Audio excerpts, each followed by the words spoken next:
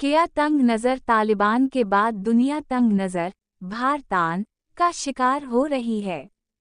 ये एक बहुत बड़ा सवाल है जो आज हर ज़बान पर है।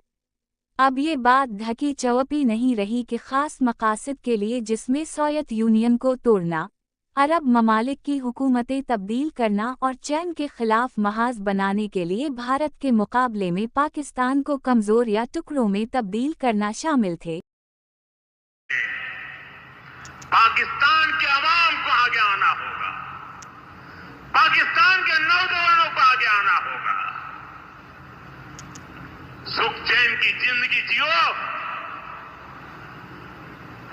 रोटी खाओ, वरना मेरी गोली तो है ही।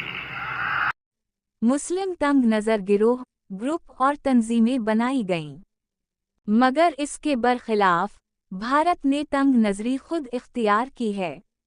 अगरचे मगरिब ने भारत के लिए इलाके में चैन और पाकिस्तान के खिलाफ सियासी और अस्करी फौक़ियत की मंजूरी ज़रूर दी थी, मगर वहाँ की ब्यूरोक्रेसी को तंग नज़र भारत बनाने का नहीं कहा हो।